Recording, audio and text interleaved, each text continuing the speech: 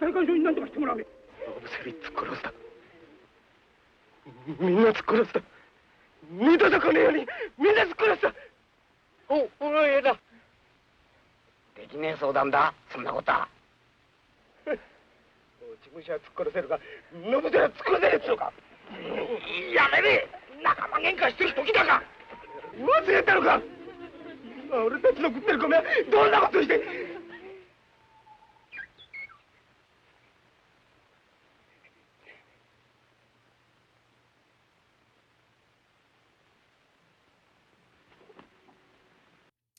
Welcome, one and all, to 2023's Retro WeWatch, Episode 1. Today, we are talking about arguably one of the most influential and most ripped off, yes, I said ripped off, Kurosawa movie, Seven Samurai. Matt Vader's here. What's up, dude? Hi. Oh, you're jazzed for this one, aren't you? I'm just going to stare at you a lot. And emote. Very aggressively emote. Rah! Oh, Mr. Kadish, thank you. This one dude was like, "You slut! You dirty whore! Oh. You whore! How dare you disgrace me?" Yeah. I was actively trying to figure out, I'm like, how are we going to have fun with this one? I don't know. I can't really make fun of it. That's what I was telling Kadish earlier today. I was like, I got to figure out a grade for this one, but I don't know if I can. Yeah, it's going to be tough. Because I didn't like watching it, but I kind of did. Yeah. And this is an influential movie. Very I real, can't, yeah.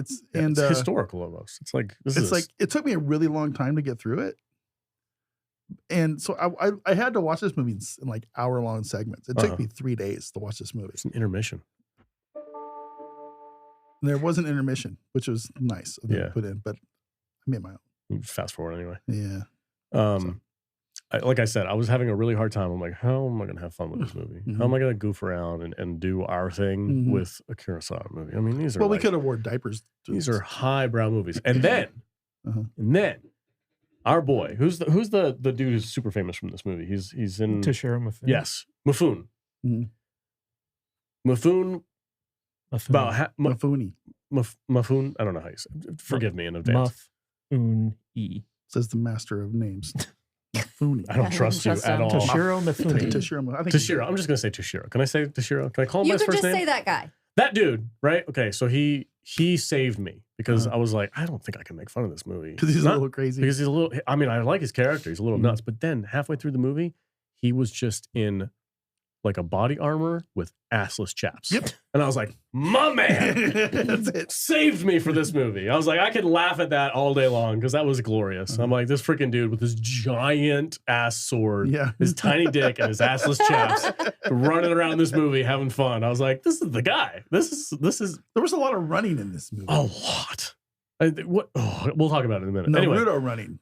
Jude is also here. Japanese running. Arms behind my back. Let's go. Jude's also here. What's up? I feel catfished. Yeah? I'm upset.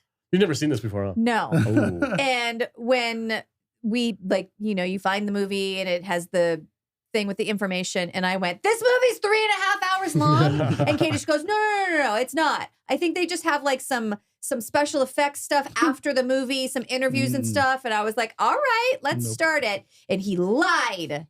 Is it 3.5 with the intermission and count? Yeah. So like I had forgotten how long this movie was. Because typically like when I rent it from my local library to watch it and stuff like that, it was 2 VHS tapes. And so like, but it was so long ago, I was like, oh, I seem to remember this being like a regular length movie, but no, it's a 3.5 hour long epic. It's like Return of the King. Yeah, wow. and Jude was not happy. Nowadays they would make 3 different movies. I think she wanted to end our marriage. I almost quit. What? I almost quit. You didn't find? Did you?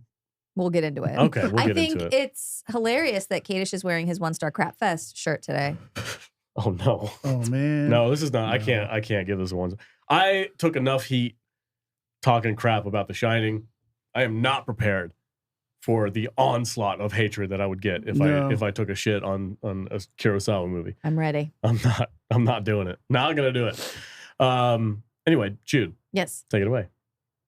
Seven Samurai, not rated, with a runtime of 3 hours and 27 minutes.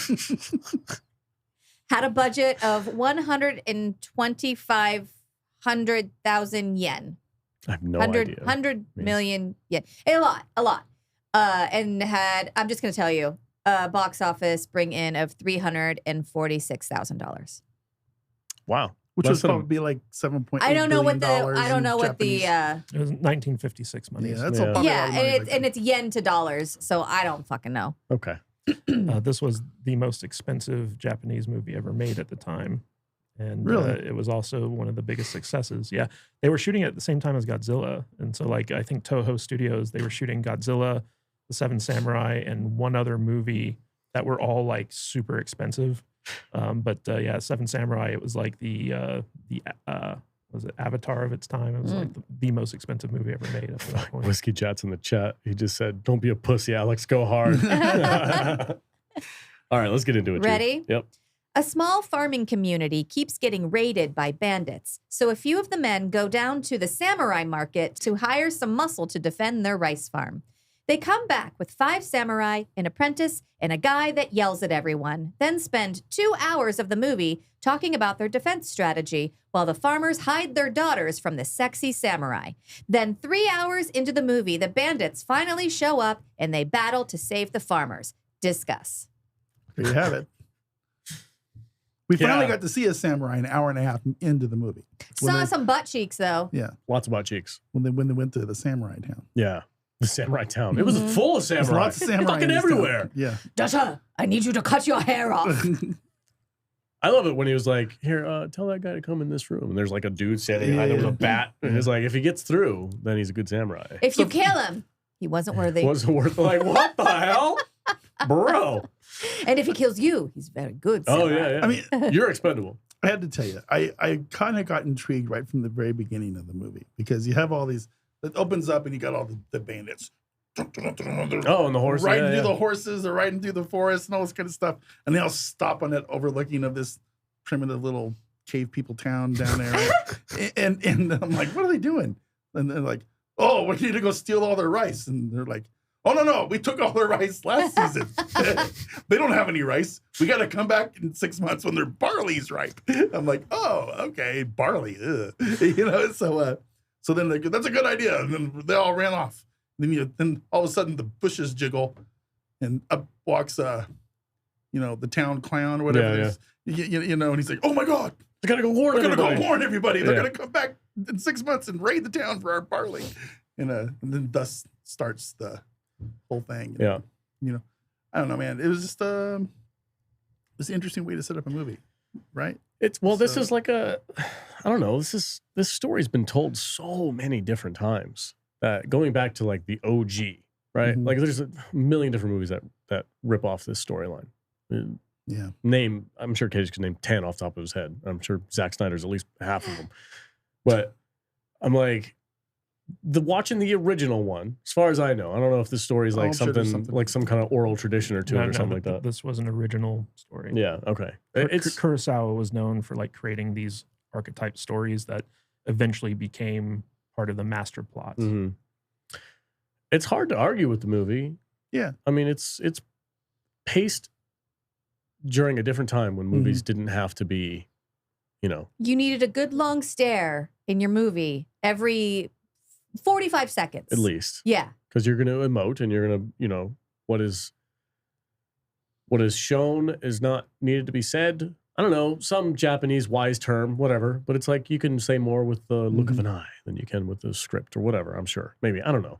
It's just, I didn't not like this movie. I was intrigued, but it was just very slow, very slow paced. But I can't blame it for being slow paced because it was like the first one. And this was during a time when movies were paced differently. It's not the movie's fault. It's my modern eyes' fault. I went through this thing and I just decided that I hated the villagers, but I liked the samurai dudes. For the most part. Well, the samurai guys are cool. Especially the one guy, the really cool one. Which really cool? The one who like killed the dude in Samurai Town. The first guy, the first samurai. No, he was like the third or fourth. The cool as a cucumber guy. The one, or the little crazy guy. Yeah, no, the one that's cool as a cucumber. The chill guy. Oh, that dude's cool. They have 2 muskets hold on a second. And he takes off. Yeah. And he brings back a into the woods, musket. and he brings back a And musket. the dude's like, they only have one now. And he's like, oh, you're the coolest samurai yeah, ever. he's like, you're so cool. And he's like, yeah. I'm going to take a nap. Fuck That off. was my favorite samurai. That was Kyuzo. He was the one who was based off of the historical samurai Yamato Musashi. Oh, He's freaking wow. cool as hell. He was the master swordsman. Yeah, he Yeah. was pretty cool. And there's that scene in town where he challenges the guy. They have the stick fight, Yeah. and he's always like, no, we're gonna do it again because that was a tie. If it was And steel, he was you'd like, be dead. no. If it was steel, you'd be dead. Yeah. And then and he's like, and he goes and gets his sword, and he's like, okay. And then they have The real fight. the real fight. Yeah. And I go, oh, that's where Clone Wars got Oh, yeah. that. That's Ben Kenobi and Darth Maul. Yeah. Well, And it's not just Ben Kenobi and Yeah. Darth Maul. Like if you watch that scene and then you watch Obi-Wan versus Darth Vader from Yeah. A New Hope, Mm-hmm. like this movie, George Lucas took the plot of this movie beat for beat. and crafted A New Hope from it. Like it's a farming homestead that's ransacked by evil force, and then the farm boy goes and meets up with a wise master, and they infiltrate the stronghold of the bad guys, and then they fall back to get reinforcements and fight an overwhelming force. And so like story plot point for story point, it's the original Star Wars, but George Lucas, who this is his favorite movie. Yeah. Mhm. He pulled elements from other Kurosawa films. That was a and Hidden into it Fortress, too. as well. But Yeah. he also incorporated the hero's journey into this and stuff like that. No, But the interesting thing about this film is that it was made in 1955 and then like released in 1956, I believe. But right around this time, 54. 54, okay. So around this time, like the only way that you could work in movies was going through the studio system and getting apprenticeshiped and stuff like that. But in the 60s, it was they introduced film schools, most notably the USC Film School. It was like the first of its kind.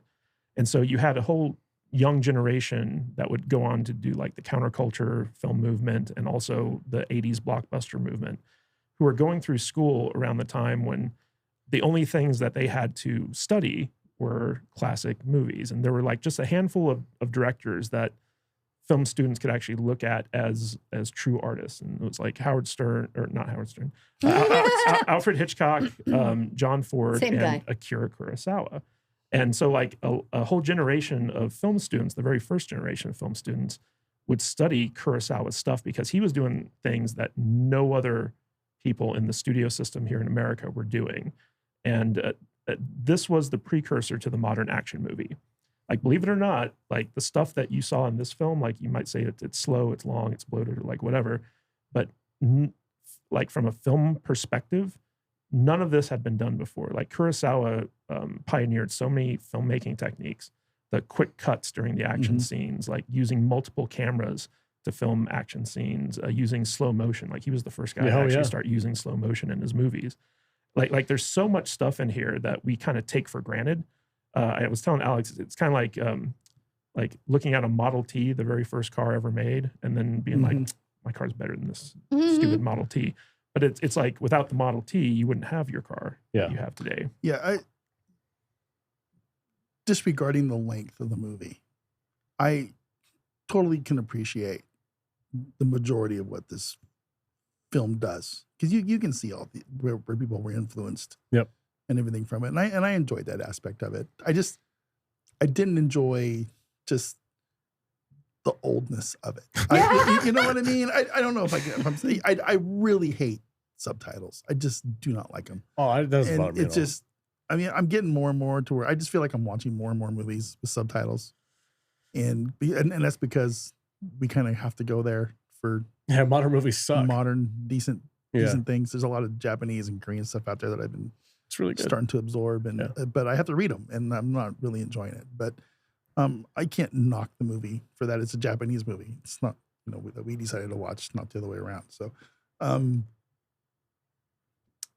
it's just it was an interesting thing. I could see, like I said, I can see why Matt likes it. And I can see why Spielberg the whole and generation Lucas. There's a whole generation famous of people. directors were inspired by it. When the movie was doing its thing as far as like the action goes, I was in. Like when they went towards the fortress, and I was like, oh shit! Like, because I'm amazed that at this point in time, these people were building these sets. Legit, Yeah. they were building these sets, and then that fire, that's not fake CGI fire. They lit that shit on fire, and they're like, all right, everybody, let's go. One take. Yeah, one take. Yeah, Kurosawa was one of the first directors who were like, I'm not going to shoot on a soundstage. I want to build it for real and shoot it for real. Yeah, so like it would be kind of cool if you could go to Japan right now and go visit this village. They just like rebuild it. This is where the movie was shot. Here's the wall. Here's the pond. Here's the you know. And I love the I know it's limited because it's black and white and it was in the 50s and stuff like that. But the cinematography, as far as like the shot composition, like when those scenes where like they're looking up the hill at the mounds of the fallen samurai, and they have the swords in there, and the wind's blowing the flag that has the 7 samurai symbol, right? It's got the 6 circles with the triangle, who represents like the general dude, and then I'm assuming the sign for samurai. I guess it's like, I don't know what it is, but I don't know. Anyway, there was a whole 30-minute long scene him explaining the flag. Yeah, flag. But one of the interesting things about how Kurosawa shot is like around this time he had discovered telephoto lenses, and they weren't normally used for film cameras, but he adopted them for film cameras. And if you notice, one of the interesting things about this movie is that everything is in focus. Typically, like when you use like a more wide angle lens, you have like a depth of field thing where like the background's out of focus, or like you can only have one thing in focus at a time because like you have to like, attune the lens to like what you want in focus. But with the telephoto lens, like he could have the camera further back and then have this effect where basically like as you zoom in, everything comes into focus. And so like for the first time in a major motion picture, you could see everything on screen perfectly.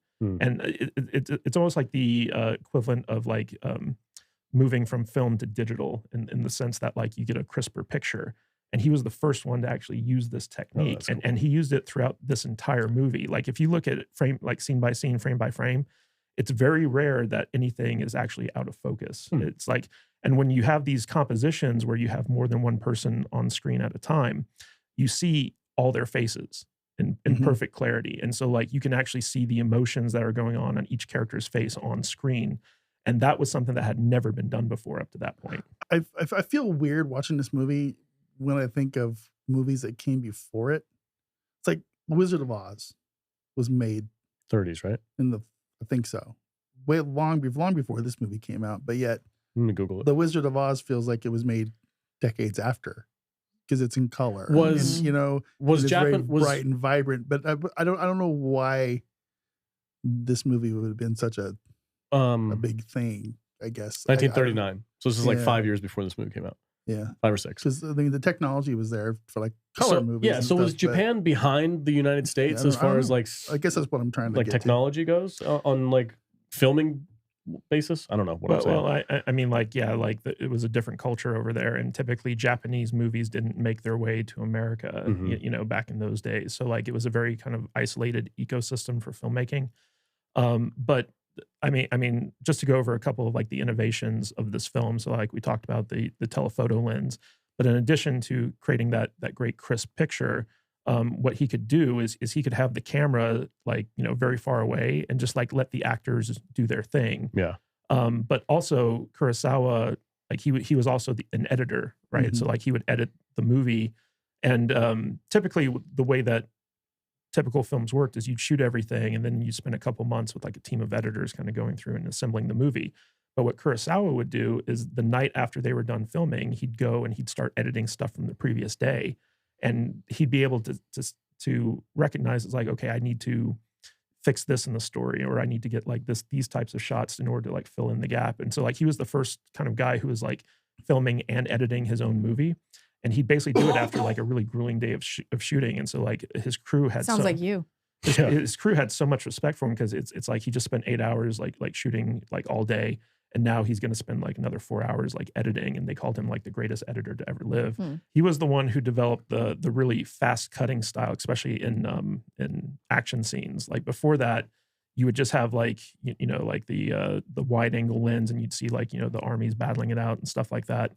But with Kurosawa, because he was using multiple cameras, like he had up to 3 cameras at a time going. And was there one for the muscles? There was one for the butt cheeks for One sure. for the butt cheeks Yeah. and the swords. So like he was the first director to say like I want 3 cameras to film an action scene, and then that way like he could actually like get more footage to like edit together Mhm. a cohesive action scene. And it was like a quick cut type thing. It was basically the very first time you saw that technique used in movies. Like when I say that this is the precursor to modern action, I'm not joking about that. Like we wouldn't have The Matrix, we wouldn't have you know like all these things that like we wouldn't have Michael Bay movies and stuff like that without the Seven Samurai, because he kind of pioneered this style that Hollywood eventually adopted and made kind of like commonplace. Like for instance, the slow motion, Mhm. right? What was I slow picked up motion? on- I don't remember any slow motion. One of the scenes in movie. samurai falls. It's hit by a spear, or a horse hits him, or something like that. And the him falling is in slow motion. It's very quick. They don't use it much. but- Well, so in the very first scene where we see Kanbei shave his head and pretend to be a monk to go in to rescue the kidnapped child. Mhm. So he goes in there and he kills the kidnapper, and the kidnapper comes running out. And as he dies, it's in slow motion. You see him fall down. Same thing in the duel with Kyuzo, That's right. Yeah, where that's the one. where basically when he defeats his opponent, the guy goes into slow motion as he falls down. And what Kurosawa did is he would use slow motion to accentuate the consequence of violence. Because with slow motion in modern movies, and you see this with Zack Snyder films and like all this other stuff, slow motion is cool because it accentuates movement. It gives people time to actually like process what's happening on screen. And so for action movies, you know, John Woo did this like, you know, like fantastically, where like you have this ballet of violence or this ballet of action going on. Slow motion enhances that. But what Kurosawa wanted to put the focus on was the end result of the action, where the consequences come into play. And so like it was more emotionally resonant when you saw people die, and he wanted to linger on that and have the audience like really focus in on like, oh my God, this guy just died. Yeah. And so like that was his use of slow motion. And eventually that got co-opted into like, let's put that on the action instead of the consequences, because it's disturbing when you see That's like, someone interesting. die. That just made me think about like, okay, so obviously 300, right? Zack Snyder. The slow motion bits in that were just them like slaughtering people. Mhm. Cool as hell. Loved it. Blood. But you go back a little bit, and what I immediately recognize is now that you just said that, Butch Cassidy and the Sundance Kid, they used slow motion in that movie, but it was during the scene with the Mexican standoff with a bunch of the bandits. And the gunplay wasn't the slow motion part. It was the death and the fall of all the bandits that was in slow motion. And I remember that scene vividly. It was one of my favorite Western movies. I mean, if you really want to get film schooly about like Kurosawa's technique, you look at like the movement of the flow of motion in each frame. So like psychologically, we read left to right correctly. Yeah. You're correct. So like when we see things moving left to right, it's more natural. When we see things moving right to left, it's more unnatural. And so if you look at every time the samurais are on screen and they're always moving left to right. But when the bandits are on screen, or when something wrong is about to take place, the motion on screen goes from right to left. You know what? That's interesting. That's interesting. Yeah, that is pretty cool. I didn't pick up on that. I'm trying to think back about it, and he's right. It's very interesting. Every time they send one through, they're coming from the right side of the screen. Just one. We're gonna get one. Yeah.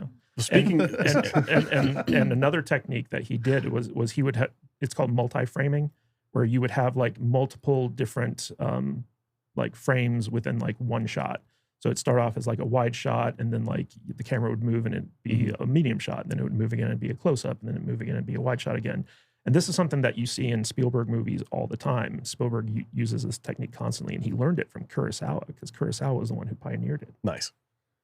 There was one thing, speaking about going left to right, that was driving me a little crazy in this movie.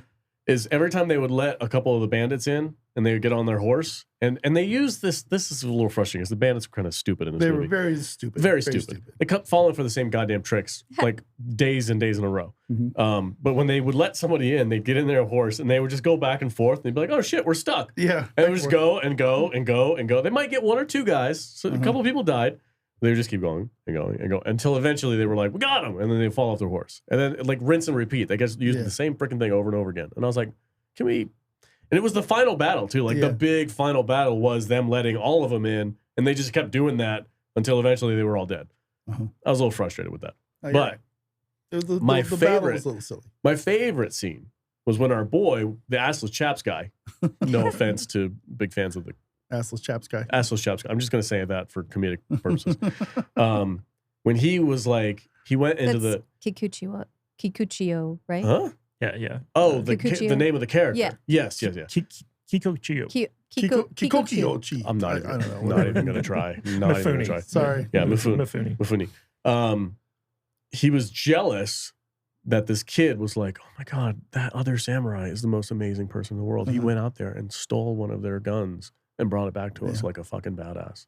That's amazing. And he's like, yeah, I can do that. And he goes out on this mission that he's not supposed to go on because he leaves his post and he goes out on this mission. He's like, my post is fine. He's fine. There's nothing going to happen anyway. He goes out there and he starts like stalking these bandits and he finds, he sees them kill a deserter and he goes and steals that dude's armor. And this is where the assless chap thing comes in. I was Yeah. like, my man, assless chaps. Great job.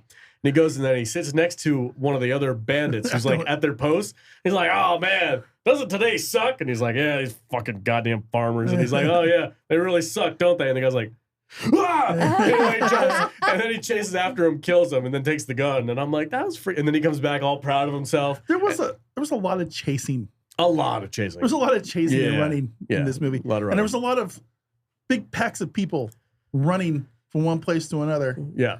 or And- all and, sitting together and yeah. sobbing. You know, one thing that did crack me up about this movie is like every time somebody interesting was going on in this movie, all of a sudden there's a pack of 50 people. Yeah. Yeah. What's going on? Hey, what's going on over there? Well, it's not like they have cell phones, you know. It's no different than today when something interesting And happens they all- and everybody's like, And they all run what's going on, everywhere. guys? Yeah. The whole town Quick, run over there. follows. The whole town follows the monk Yeah. to go rescue the kidnapped child. I'm like, you guys are ruining it. Yeah. You're blowing my disguise. Yeah. Man. I just found it funny how, you know, like all the commoners, they always travel these big packs of people. They're always very, very Robber. But yet the samurai, they're very Stoic. solitary and stoic, and they sit in their rooms with their legs crossed and It did. their swords sitting in front of them. Bring me a sake. So, you know, Rice it was ball, just- two. yeah, that guy's- it was pretty fun. that big old jar of sake, and he Yeah. brings it to him. He's like, "Hey, man, you need to get some sleep. Have some sake." And he's just freaking, give it to me. Utah, bring me 2 rice Yeah, balls. yeah, right? Well, the story of Mifune's character, Kuchio? Kikuchio, it's probably the most background we get on a character throughout the movie. And it was interesting because all the 7 samurai are based off of like actual historical samurai, Mhm. except for his character. And so basically, for those of you who don't know, Toshiro Mifune is like this legendary Japanese actor, and he was kind of like the Robert De Niro to Kurosawa's Scorsese. Like he was just like an actor that enjoyed working with him, and he enjoyed working with this actor, and so like he cast him in tons of stuff. And he was like the general in The Hidden Fortress. He was Yojimbo. the titular character in Yojimbo, and Throne of Blood and all this other stuff. And so like in this movie, Toshiro Mifune, because his character didn't have any kind of like actual historical basis, Kurosawa did something that he almost never does in his movies, and he allowed Mifune to basically ad-lib his entire part. And Mifune kind of crafted this character where he's like this big swinging dick samurai. He's got the biggest sword out of all sword. of them. Yeah. Freaking love it. Yeah, and he walks with a swagger. Like he kind of emulates both gorillas and lions. Like that was like his spirit animals. Like he was like crafting the character and stuff like that. But what we've come to find out is that his character was a poor farmer whose village got destroyed by bandits, and he basically took up the sword and said, like, I'm going to be a warrior now. Yeah. And became like a fake samurai. Like he stole someone's He was like family orphaned. tree. Yeah. Yeah. And that scene where they burned the mill house down, Mhm. and he has to go rescue that kid Yeah. when he's in the river. I mean, I kind of feel like there's a little bit of thing lost in translation on this because That was the best part of the movie for me. yeah, I don't feel like it had the impact that it probably should have Right. had, or maybe would have in a Because modern by movie. that time in the movie, you're so beaten down by how long this fucking movie is We're like, that you're oh. like, oh. But Fine. Yeah, but separating our modern take on this movie, like watching that scene where he's like, "This is me. I am this child. This is exactly what happened to me." Mhm. And I could tell like that was supposed to be like a really heartfelt moment Yeah. in the movie, and you're like, "Oh Jesus, yeah." And there's also that scene where basically they find out that the villagers have been killing fallen samurai. So like they'd go to like a battlefield and like instead of helping the wounded samurai, they'd kill them and they'd steal their stuff, and then they'd hoard it in case like they would need it. And this was like a very common practice amongst the villagers because it's like, you know, like they would scavenge essentially because they were poor. And when the samurai realize this, they get very upset and they feel like slighted. And it's Kukichiro Mifune who basically like says like, you know, farmers like lie, they cheat, they steal because of samurai, because like they're constantly prey for like stronger people. And he has like such an emotional outburst that he conveys to the samurai why the villagers did this. And then all of a sudden the samurai, instead of being angry, they become shamed because they realize he's right. And in a way that kind of like hardens their resolve to actually help these people. And it's very like emotional. It's probably the most emotional moment in the movie where you see like Mifune basically just like break down and give like the whole motivation of his character. And at that point, you don't know his background, but he hints at it and you can kind of put the pieces together just like the actual samurai do. I just think it's great how much of a dick he was to everybody in this movie. He's crazy. You freaking idiot. What's wrong with you? He's like, anytime somebody would question him, he's like, shut up, you idiot. Get away from me. Who was your favorite samurai? Mifune, probably, because he's a little crazy. He's a wild card. He's got the giant ass sword, which I feel like was really underutilized. Like, I was really like, oh, give me some freaking dope ass scenes with him doing some sword play. Didn't really get that in this movie. I like the one-on-one samurai, like for the ending battle, for instance, because I've never seen this movie before. Like I was expecting like the remaining samurai who were still alive to go up against the dude with the big helmet and the traditional samurai outfit. Yeah. I thought they were going to go like toe to toe. That never really happened, and I was kind of like, oh man, like I wanted that payoff, but I think that's like anime's fault for some reason, because I feel like that's probably what modern movies would do. But for this movie, it was a little different. Well, what's interesting is that we never get a cutaway to the bandits story. Like the bandits are never explored as characters. The only time that we actually see the bandits kind of talk to each other is at the beginning, and that's because we have a villager there to kind of like overhear them. And then we have like Mifune's like sneaking in, and that's when we get to see. But there's never any cutaways to like what the bandits are talking about or what the bandits are doing. Whereas normally, like in a modern movie, like you'd see like kind of both sides of that thing kind of broken up. I kind of like that. I don't need to know what the bad guys are doing, because then you get endeared to the bad guys. Right. Yeah. I'm kind of curious how that dude's wife ended up with the bandits, and she didn't seem like she wanted to get away. Yeah, No. so that's one of my problems with this movie is that there's so much extra shit in this movie, and I know I'm giving it a hard time because it's so long, and this is just for me. I have a hard time with movies that are over 2 hours, and this is way over 2 hours. And I feel like if I had been properly prepped to watch a movie that was this long, I wouldn't have hated it this much. But I legit hated the experience of watching this movie. Oh no. The conversation about it is way more interesting for me. And I love listening to Kadish talk about like why this is an important movie. And I get that. And I respect that this is the first movie that if it weren't for this movie, we wouldn't have the movies that we love today. And I respect that Kurosawa was a trailblazer in filmmaking. So I'm just talking about my perspective.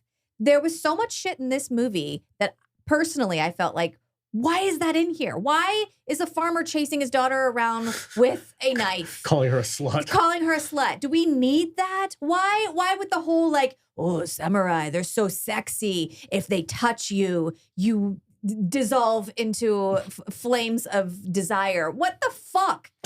And then we get this scene where they're gonna burn the fortress of the bandits, and we get this whole like, oh, she's my wife, and then we never see any background story or anything else. That guy's just like sobbing on her grave for the rest of the movie. I think that's a cultural thing for us. We're lost in, because I understood that, because to me they were kind of a religious society, I think, in some ways, but to me,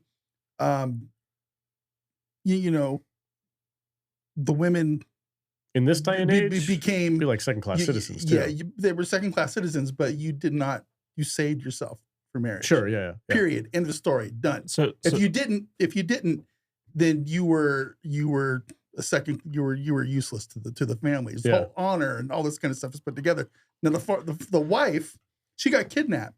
Did she get kidnapped? This is how I saw this. Is that she got kidnapped and he wanted to get his wife back, but the whole time she was kidnapped and was with the bandits, she was a toy. She was being raped. She was being raped and for sure, passed back and forth. And so she feels like she doesn't. They come and he's going to rescue her. She sees him. She can't go back to him now.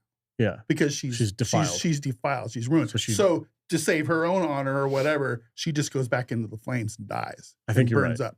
Oh, I know I'm right. So I think you're probably right too. Well, but fuck that story. I mean, there is some cultural and period factors in this, but what essentially happened, and one of the great things about Kurosawa is he doesn't always just like spoon feed you like what happens. He layers in hints about what happened, and throughout the movie, Rikichi, the kind of head villager who goes out to find the samurai and stuff like that, he's implying that something happened to his wife.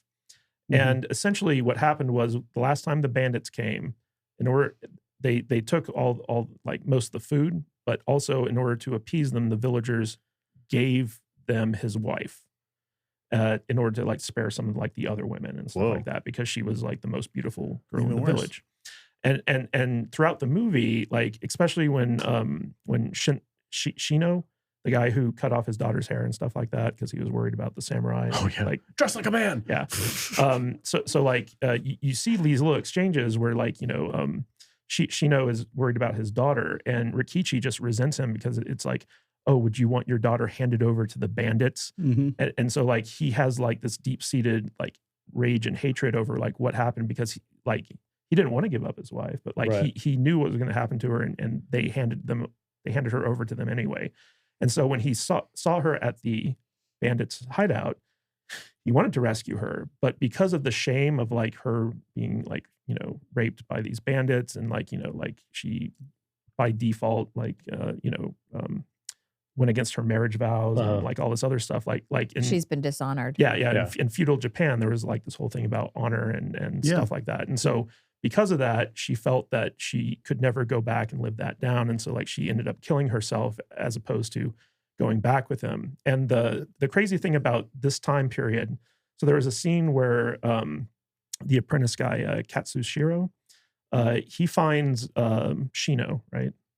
Yeah, Shino. I misspoke before. It was Manzo who's the father. Shino is the daughter who's pretending to be a boy. Yeah. And this apprentice thinks that she's a boy and chases her down in the forest. And he's like, "Are you a boy?" She's like, "Mm-hmm." "Are you a girl?" "Mm-hmm." Well, what happens is he tackles her and he's kind of like wrestling with her, thinking that she's like a young boy who might be a scout for like the bad guys, the bandits. And he puts his hand on her chest and he feels up her boob. Yeah. And Jude kind of made light of that scene because it's like, oh my God, it's a boob. But you got to remember that in this time period in the 1950s, like you couldn't even have married couples sleeping in the same bed on TV. And so this was like a very racy thing for Kurosawa to put in the movie, where it's like, I saw a woman's shoulders. Oh my God. In this movie. But to have a man like actually like touch a boob on screen was like a big deal. And like it was like one of the most like kind of like controversial moments of this movie. And at the same time in Japan, like you had the caste system, right? Where you had the samurai caste, which is the warrior caste. And they were elevated, especially the apprentice character, because he came from a wealthy family. And then you had like a young farmer's peasant girl. And those two were never, like those two castes don't mix. So like, the fact that Shino actually slept with the apprentice character was a big deal because number one, it was outside of marriage. Number two, like she brought dishonor on herself because she didn't save herself for like marriage. But at that point she's damaged goods. And so like the father can't marry her off to anyone else. Yeah. And that's why he was calling her like all those terrible names, and nobody was trying to like comfort her or anything like that, because basically what happened Manzo's biggest fear like actually came true. It's like she couldn't control herself around like the hot young samurai, and It's too sexy. yeah, too sexy, and so like that's all the context that's kind of missing nowadays is like because we're not of that culture and because we're not of that time period. Like we look at it as, and in fact, Rikichi comes in and is like, what's wrong with two people who love and care about each other having sex? I remember feeling like when I was watching this movie, I was like, wow, that was very progressive of him to say, right? I was like, oh shit, look at that, cool. Good for you. Yeah, and he was like, I can't be with my wife anymore. And it's like, at least these two young people found each other on the eve where they thought everyone was going to die. Yeah, it was a cool moment. But I really enjoyed the third act of this movie. The first two are all set up, and that's fine. You know, I understand Jude's issue with it is just being too long and bloated. I get that. That's like a modern sensibility thing. It's just not what we're used to. But the third act of this movie was freaking solid. Yeah, I had a great time with it. The third act's just one big action scene. Yeah. But the great thing about Kurosawa is like he spent time to set up each and every one of the samurai. We saw the recruitment phase. And then like he actually showed us the landscape of the village where like he'd walk to each portion of the village and he'd establish it. As opposed to like if you cut all that stuff out and all of a sudden like you cut to the final action scene and stuff is just going on, you have no concept of like for sure. the landscape. I thought Samurai Town was hilarious. Well, again, that goes back to setup, right? Because at the beginning of this movie, just like in Star Wars, there's an opening title card where it says, "In a time of civil war, samurai roam the land In a galaxy far away. Yeah, because basically there was a civil war going on, and whenever a lord would get cut down or defeated, his samurai would basically be scattered to the wind. They become Ronin, masterless samurai, and because of all the fighting going on, that's why you had these roaming bands of bandits and stuff like that. But you also had a lot of out-of-work samurai, masterless samurai, and they were just kind of like, you know, making their way through the land looking for work. And you had that one guy who he was well known as the honest samurai, where he was like, you know, like I don't got any money, but feed me, I'll cut some wood, you know, that type of thing. I enjoyed this movie. I did. I don't have any real faults for it. It's just my modern sensibilities that. And a little bit of loss of translation there for a little bit. But What if we did the same bet with you that we offered Vader earlier today, where you have to watch this for 24 hours straight? Oh yeah, I'd do it because I'd probably get a lot more out of it too. Like actually being able to like digest. a lot of it. I think there's a lot in this movie that you're just gonna miss. Yeah, but I have a great time. I love the characters. Mifune with his giant freaking sword and his assless chaps was great. I loved all of his scenes. He was super cool. Yeah. Did you notice that all the samurai who died in the movie were not defeated in hand-to-hand or by sword? It was all guns that defeated them. That's interesting The because muskets. historically, samurai used muskets a lot. Like they were like not afraid of technology at all. I know The Last Samurai, the movie with Tom Cruise, like gives us this weird nobility aspect to the samurai. They're like, well, we don't do guns, we do swords because it's more noble. Like that's bullshit. Freaking historically, samurais used everything and Give me anything. a cannon. Yeah, they used weaponry up until they were no longer around. So this idea that they're like, oh, we're more noble if we don't use guns. Oh, shut the fuck up. What's interesting is like thematically what Kurosawa was saying is that the advent of gunpowder is what killed the samurai. Oh yeah, Sure, yeah. You know, and that's kind of like a running theme in a lot of Asian movies where guns are introduced, and it's like, you know, all the time and discipline it takes to like learn a martial art or learn swordplay or learn the art of war just goes out the window the minute that anyone who holds a gun can defeat you. You know, and so like that was definitely like a theme in this movie. Like this is a very deep movie. Well, Very deep. if you were cool like a ninja, you could cut the bullets down with your sword. Right. Or deflect them like a Ninjas Jedi. are way better than samurai. Okay, Whoa, shots fired. no, Or just avoid them, like the Matrix. Yeah. blend into the blackness. So this was the first movie of its kind where it was like the recruitment movie where like, you know, you recruit an elite force to fight against overwhelming odds. And there are a couple movies that, as Alex mentioned, have like basically just blatantly ripped it off. A big one was A Bug's Life, the DreamWorks cartoon. 100%. And then another one was Battle Beyond the Stars, which was James Cameron, you know, like as the special effects guy, his first movie. But interestingly enough, so like, of course, you have like the Magnificent Seven, Dirty Dozen, but Peter Jackson used a lot of imagery from this movie in The Two Towers when they were doing the Battle of Helm's Deep. And so like, you know, like the big climax in the rain, Kurosawa was kind of like the first guy to do that. Yeah. And with like all the spears, and basically like you have this overwhelming force descending upon like a single location that isn't easily like defended. And so like Peter Jackson actually drew like a lot of inspiration for the Battle of Helm's Deep from this movie. Hold on a second.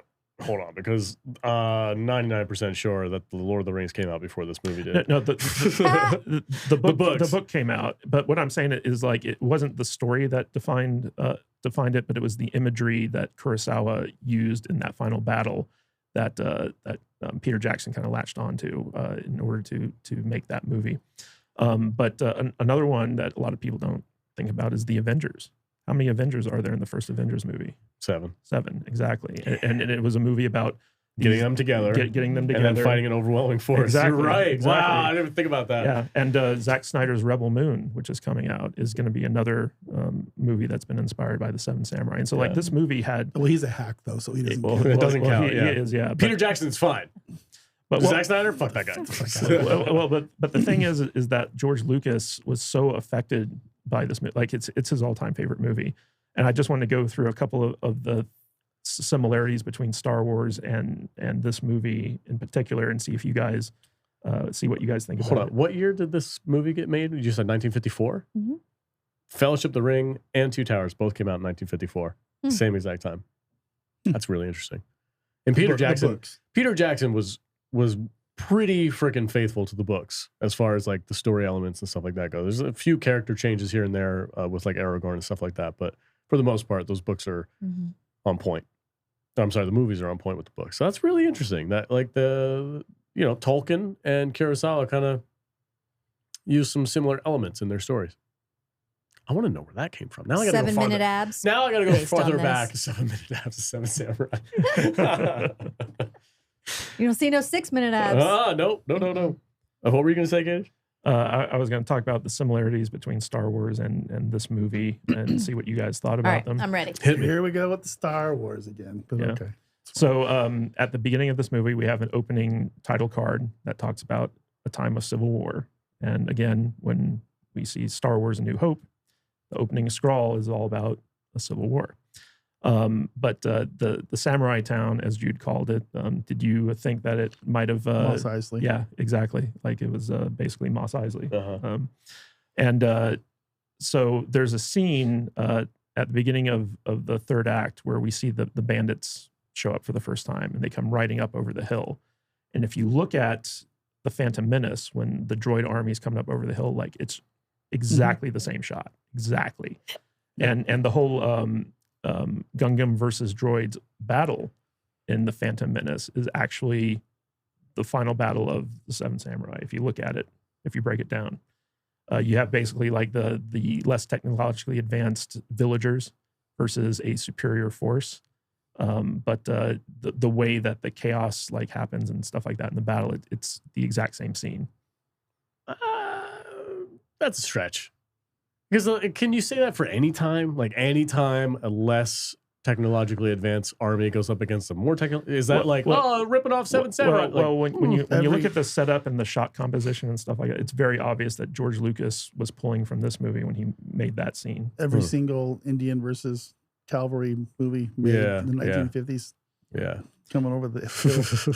And of course, George Lucas based the Jedi off of the samurai. Oh yeah, but what's even crazier is that Kurosawa was known as the master of the Jedi Geki,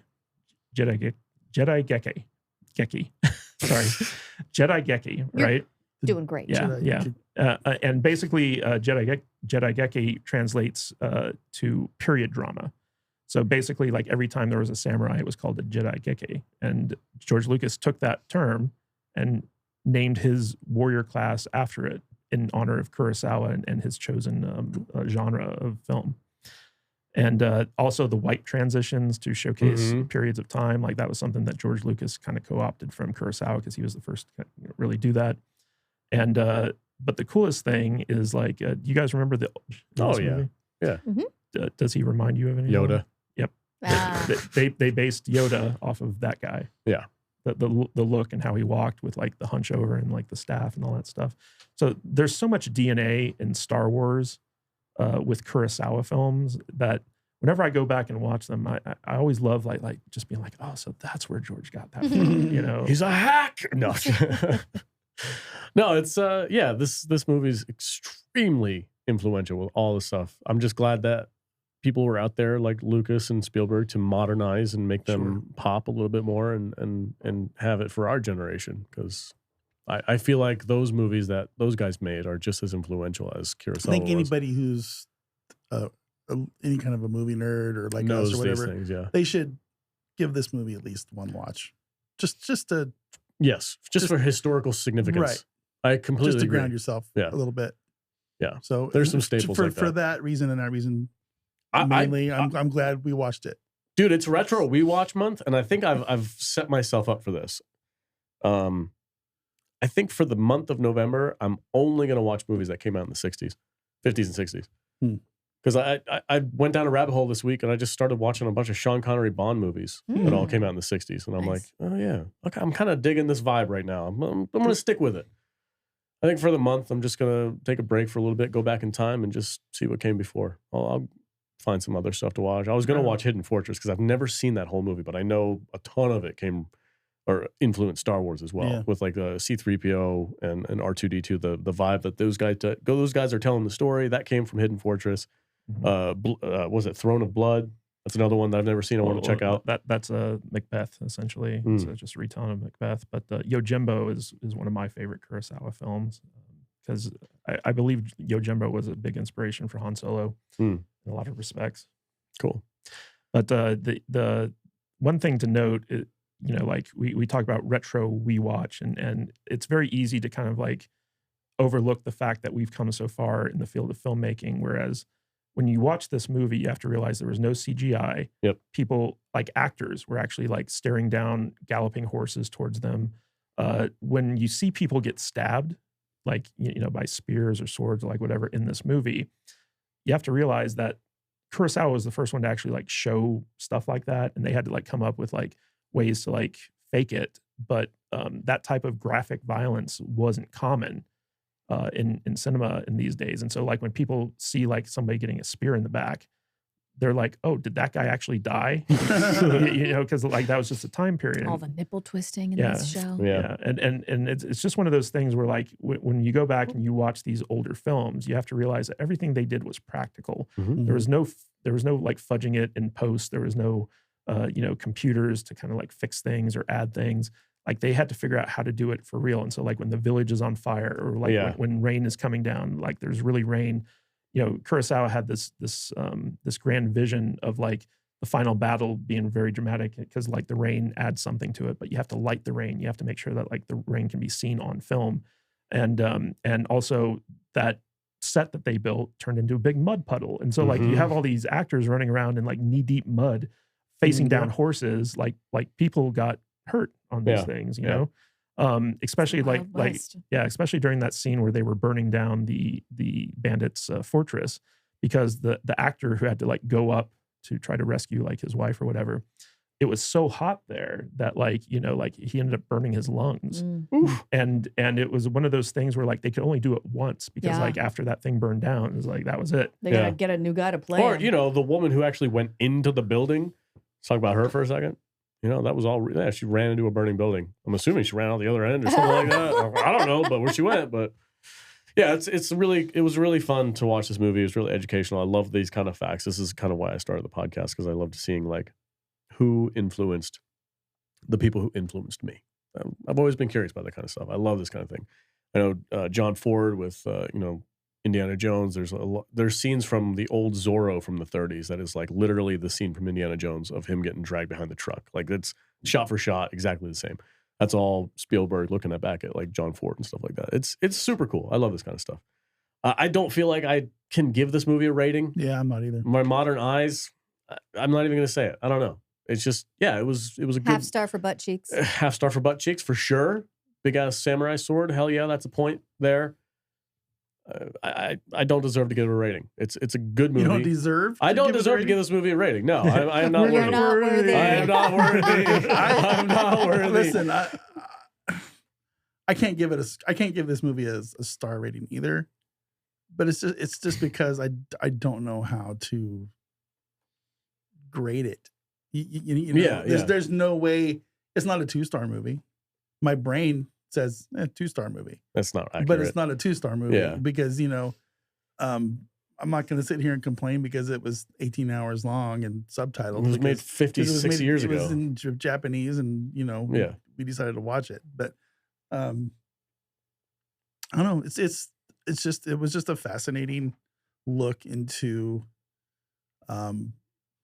what influenced stuff that I like. Yeah. It's not really a thing that I give a whole lot of crap about, but I'm not like you. I don't really give a shit about who influenced what and where and when. I just want to be entertained. Well, Yeah. So what'll be interesting, Vader, is when you watch Rebel Moon Mhm. after having seen the Seven Oh, yeah. Samurai, and if you'll spot things that Mhm. that Snyder is pulling from that Yeah. original movie. that hack.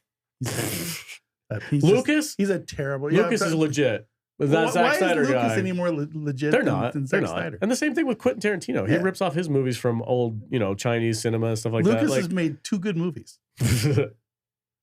Yeah. 2. And they're both rip-offs of Yeah. Kurosawa movies. I get it, dude. I don't agree with the concept of like homage versus rip-off. You could say if you like a director, it's an homage. If you don't like a director, it's a rip-off. There's no difference. People are influenced by things that they've seen and they make it their own and they do things themselves. Mhm. And I like this one scene from this movie. I'm gonna make it. I'm gonna put it in my movie. There's fine. Fucking do it. Yeah. I don't give a shit. It's a ripoff. I'm gonna call it a ripoff because that's what it is. It doesn't There you mean I don't like it. It just means that you took it from one thing and you used it in another. It's whatever. I don't know. I got a great idea. What's up? We're gonna get crazy. What's Gucci? What's the butt cheeks guy? What's his name? Kofun. We're gonna make a new movie. About it. Kofun. We're gonna make a new Mifune. movie about this guy. But get this, it's gonna be modern. He's gonna have space skates. Oh We're no. gonna have space skates. Is he gonna be half dog? He's gonna be half man I and was half literally dog. about to say, is he half dog? Yeah. He's gonna have his hot chick I love dogs. from Hot Ukraine dog. that he's like lusting Hot chick after. from Ukraine. She's gonna be from Jupiter. Yeah, Mhm. Oh my god. yeah. And she's going to be ascending. Anyway, Jude, I know I know you didn't like watching this movie, but do you have any final thoughts? Do you want to do a rating or not? I appreciate that I can now say that I've seen it. Right. Yeah. I will never watch it again. It's just not for me. And I respect what it means, but I love like kung fu movies and Yeah. samurai movies. Samurai Warrior, hell yeah. Six-string samurai. Six String Hell Samurai, yeah. fuck yeah. This is not a movie that was made for Jude. There's a lot of you slut and chasing girls around with knives so that they cut their hair off so that they're not overwhelmed by the feeling of desire. Fuck that. This is not for Jude. I hated the experience of watching this movie. I enjoyed talking about it. I will never watch this movie There again. you go. Fair enough. Do you have any final thoughts, or are you out of gas? Oh no, I could talk about Oh, this we movie just for days. don't Let's even just wrap it up. Don't How even Wrap it go. up. dare Is it you? a 5-star? Do you give it a star? 5-star? Unlike the rest of you, I am prepared to give this movie a rating, and yes, it is a 5-star movie. Okay. You know what I think is hilarious is that while we were watching it, Kadish said, I love this movie. And yet he didn't know how long it was to warn me. It had been so long since I'd seen it that I just forgot that it was like this long. I honestly just remembered it being like shorter because probably I was like super into the movie when I was watching it. Like from a historical perspective, like this movie was so influential to all of like 70s and 80s cinema, and even to this day. Because of this movie, we have like the type of like entertainment that we have, and it's almost like a time capsule going back and watching this thing and looking at just Kurosawa as an artist. Because we kind of talked about this in our Shining review. Like there are very few auteurs who are like when they make a movie, like they elevate the medium to an art form. And Kurosawa was kind of like one of the first, like him, Hitchcock, and John Ford, you could say, were like the holy trinity of filmmaking for film students that then went on to revolutionize the industry. And so like I just feel like every time I watch a Kurosawa film, it's an experience because he has such a distinct voice and has such a distinct idea of like what he wants to put on the screen, and it was always revolutionary. It was always something that had never been done before, and because it's been like all of his stuff has been copied and recycled and adopted since then, going back and watching it, it kind of loses some of its impact because like we've seen the evolution of it already. But you know, the film geek in me, the film student in me, the guy who likes to dig deep and like dissect these things, every time I watch a Kurosawa film, I feel like I learn something new. It's like I'm going back to film school and getting a deeper understanding of what it means to tell like a powerful story that can actually affect not just an audience, but an entire industry. And so for that reason alone, like I got to give this 5 stars. It's a masterpiece. All right, guys. That was a heck of a conversation. I had some fun with the Assless Chaps thing, but not nearly as much fun as I usually have. A heck of a movie. It's too freaking serious. I can't joke about this movie.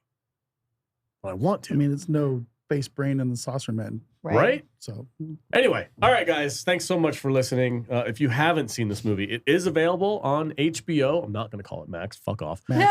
It's called Max. No, it's not. It's HBO. There's no HBO in the name of it anymore at all. That's stupid. Get over it. It's on there if you have that I was app. actually surprised at how many Kurosawa movies are on. Yeah, there's a Max lot. app. Oh, there's a ton. Yeah, there's like a whole library. It was awesome. Like I said, I went down a rabbit hole. So I would highly suggest, just for education purposes, go check that out. Watch it in stages. Yeah, well, there's an intermission, which these bloated movie makers these days need to reintroduce the intermission. If they're gonna make a freaking 3-hour movie, just give me 15 minutes in the middle of it, please. 10. Just something. 10. Jesus Something Christ. like get up, do some squats, go pee, Yeah, you know, refill my drink. Oppenheimer. I'm get some talking to you. popcorn. Yeah. Freaking Christopher Nolan, get your shit together. At least he's making 2 movies. Make not shorter one. movies. Wow.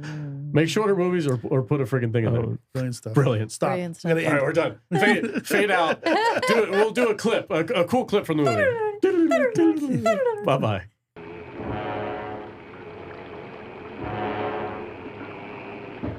味を占めりゃまたこの秋来るに決まってるだ。負けたらどうする？もし負けたら。負けてもどうだ。でもいいよ取られたら首っこようかね。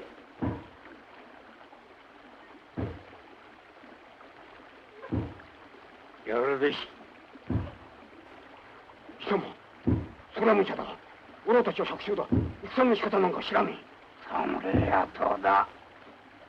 そんな百姓が侍野党なんてそんなこと聞いたこともねえ。 俺はこの目で見ただよ。おめえらの生まれた村が焼かれた時の